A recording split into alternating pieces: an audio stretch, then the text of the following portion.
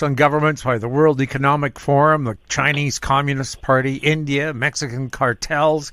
Canada is being referred to as a narco state. The Carney Liberal government is pushing for censorship and gun grabs. All levels of government in Canada seem okay with this. Do you think President Trump wants America living next door to a crime scene? No, I agree that there's a lot of influence by the Davos World Economic Forum and the Chinese Communist Party and the Mexican cartels, but I don't think India has influence over. I just think that India has been supplying maybe 100,000 people for infiltration and occupation, not for fomenting violence, but just for occupying space, like all through British Columbia, and 20 different small cities in BC. Yeah, they've got a lot of influence. I don't call it a narco state. I call it a globalist cabal state. I call it an experimental zone. Can they impose? Can the Geneva cabal impose and install communism in Canada without a revolution? So far, so good. I mean, there was uprising 3 years ago with the truck convoy, the caravan, but their GoFundMe fund, I think it was $5 million, was confiscated by the government. There was some resistance to that. There was some vocal resistance to that. I didn't see any pitchforks. They got rid of Trudeau, and my call was, well, they'll replace him with someone maybe who's better toilet trained and can lie to the people more effectively. That worked out pretty well. They're still imposing communism in Canada. I don't think they're going to confiscate the guns. If they do, that'll be a big mistake. I put the finger of blame on the Royal Canadian Mounted Police. They're probably all vaccinated, and the ones who refused the vax were fired. So they're vaccinated little, little Borg network nodes. When your Praetorian Guard doesn't protect against a dictator like Caligula, you get a breakdown. Your Praetorian Guard is your Mounties, and your Caligula is now Carney. Let's face it, Trudeau was a better described Caligula. In the United States, the Caligula was Hillary. And then the pseudo-Caligula was Biden, but he was really dead, so we had to deal with a clone. We had to deal with a double. Even my sister fell for that. And finally, when I showed her a picture of Vice President Biden next to the new fake Biden, she said, oh, that's an awakening by someone who got fooled. Oh, I love the Mark Twain quote. It's easier to fool a person than it is to convince them they've been fooled because of pride. Oh, no, I wasn't fooled. Oh, well, I wasn't fooled. Well, evidence is pointing to the fact that you were fooled. You were fooled by the deadly nature of a vaccine deadly nature of a pandemic that didn't exist. I've got a chart from May 2020, and it shows the official National Institute of Health data for influenza. It dropped severely. It just fell straight down because they called it COVID. Standard influenza was called COVID, and it's evident in the data. How many people picked up on that? I picked up on it right away. My clients picked up on it right away. Okay, you've got an experiment, and it's been going on in Australia too. They're imposing communism. They're not getting a lot of resistance. They're getting a lot of chatter from upset people who are yelling. I don't see any pitchforks. I don't see a march on the parliament. I don't see an attack on the guards to the parliament.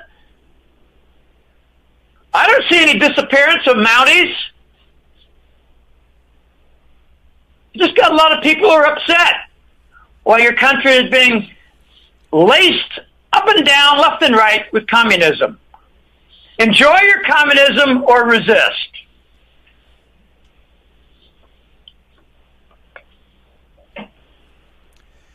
The U.S. Articles of Confederation include a provision to expand the U.S. to include Canada. Do you think President Trump will use the art of the deal to make Canada the 51st state? I don't really think so. That's a big, big task. I think more likely is we're going to get a gigantic battle to annex Alberta. I think that's the point of conflict, Alberta, for a number of different reasons having to do with health mandates, export of minerals and energy products, oil, gas. They're sick out west. Saskatchewan and Alberta, from my understanding, and I'm not an expert in this, but Alberta and Saskatchewan are really angry about the federal imposition of orders and stupidity to impose communism, censorship, and sponsor genocide through medicine. So I think Trump is going to focus on Alberta, but it doesn't seem to be a high priority for him. He's got his day filled. He's got his week filled. 51st state, I don't think so. But, there's a bigger question. It's the United States of North America. And that could be not a state, but you know how Scotland is a sovereign nation, but it's within the United Kingdom. Wales, the same. Northern Ireland, the same. And it's all part of the United Kingdom. So I think we're going to get like the United Kingdom of the United States. They're calling it the United States of North America, USNA.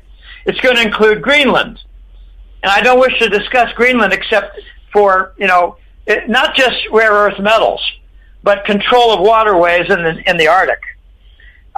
We're very likely to see the United States of North America as a union.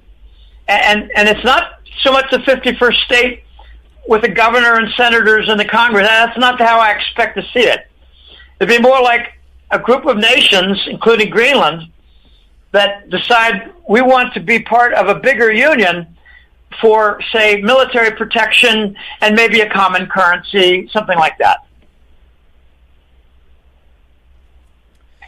People are easy to replace, but what is happening in Canada is that the best and brightest are leaving.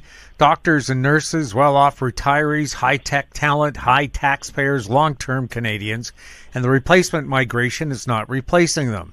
The 5 leading countries for migrants are India, China, Nigeria, Philippines, and Afghanistan.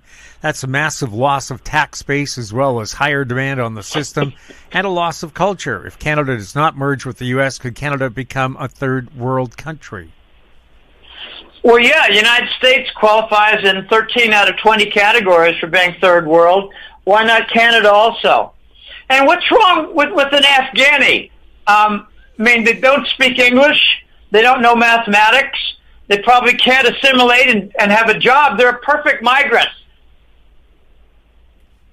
India, pretty much the same thing. I don't think they integrate too well. They tend to be more skilled. I've actually worked with a number of Indians, both in a computer company and at Staples. I used to eat lunch with a group of 5 accountants who were in a neighboring department. They were really nice guys. One was a woman. Nice group of Indians. I'd be more worried about Chinese infiltration because China doesn't come in and just operate companies. They report back. They're spies, and they create the hidden financial channels and the drug channels, like fentanyl. You get rid of your Chinese immigrants, and you'll probably solve your fentanyl problem. Nigeria, that's another unskilled area. Do you think they're going to become doctors and nurses? They're going to be operating your convenience stores?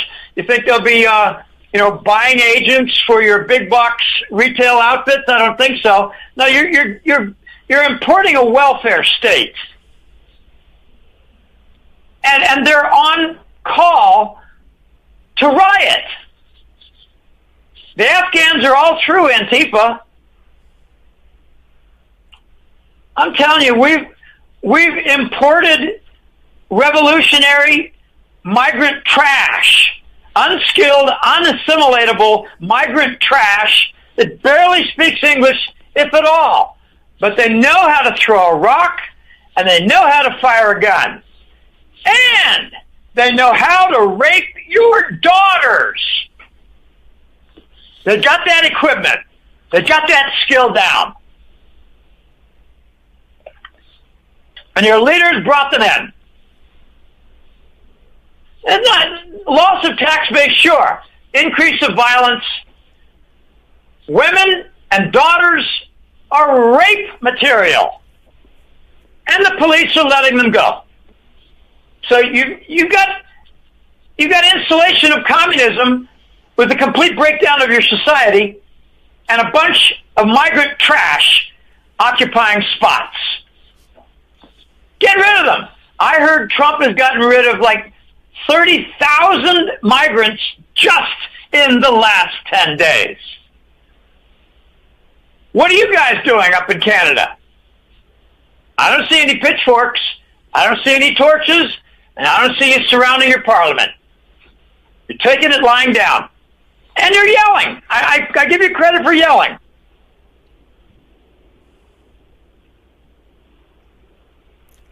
What are you hearing on the danger level of this fall's booster flu combo?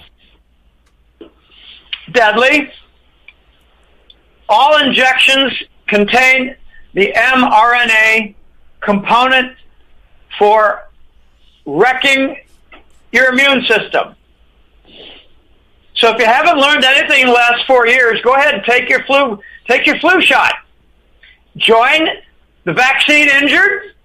Join the dead people. Open up a cemetery plot. Lose your job. Prepare to become a pauper. Go ahead. If you haven't learned anything in 4 years, go ahead. Take the booster. Take the flu shot. Follow the guidance of your criminal leaders if you haven't learned anything. But I don't think many people will take it because the dumbasses in our society have been reduced in numbers from the previous rounds. Okay, I have a saying, Jim, and this came as a result of many months of absorption of stupidity. Most people spend more time in developing the ingredients of their marinating sauce to marinate their steaks than they do studying the contents of a vaccine that their doctor recommends and their doctor gets a reward for as it kills you. Or kills your immune system. It's hard to reverse the damage of the vaccines, and most people don't even know what mRNA means. What does that mean? It means messenger RNA, ribonucleic acid. And your genetic material is a double helix, and it's deoxyribonucleic acid, DNA. It should really be dRNA, but it's DNA. Be careful with the fall booster. I can honestly say, Jim, I did not take a single flu shot my entire life. I've been sick in the last 40 years, maybe 5 or 6 times. Not every year, not twice a year. I actually told co-workers at Staples, this was 98, 99, I said, you take the flu shot, I guarantee you're going to get sick. No, Jim, it's to prevent it. So then they got sick, and I said, I told you so. And they said, well, it's not related.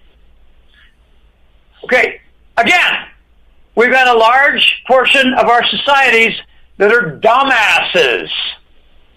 I once had, I got to tell you a little side story. I did a console call. It was a guy in Texas, I think, or Florida, I can't remember. And he said, Jim, my wife wanted to be part of the consult call, but now that I've finally done it, she decided she didn't want to join it because you call so many people a dumbass. And I said, well, does she believe that the vaccine was useful? Yeah. Does she believe the pandemic was real? Yeah. Does she believe that it's a good idea to support Ukraine for the war? Yeah. Does she believe that the migrants coming into the country are just looking for a better life and asylum? And he said, yeah. I said, you got a dumbass for a wife. Are you sleeping with her? Could the jabs be designed to make people more passive so they're less likely to stand up and fight for what's right? Yes, I think that's one of the additional effects. It reduces intelligence. It reduces cognitive function, which means that if you put 10 items of information in front of them on a table, the unvaxxed will arrive at a conclusion with more ability than the vaxxed. A lot of people don't know what it means, cognitive ability. It means ability to think. It means ability to put things together, to assemble items and arrive at a conclusion. What does it mean? Answering that question. So yeah, they become more passive. They also become more injured, Jim. If they have a head, like I knew a woman and she did not listen to me. In 2021, I said, Maria, don't take the vaccine. No, tome la vacuna. And she did. And she contacted me 10 months later and said, I'm sick all the time. I said, I hope it's not serious. She said, I've got a head cold. Sometimes it seems I have the flu every 6 weeks. I said, well, congratulations. You didn't listen to me. Why? And she said, well, all my friends said it was a good idea. And then the government called me and said, it's really recommended.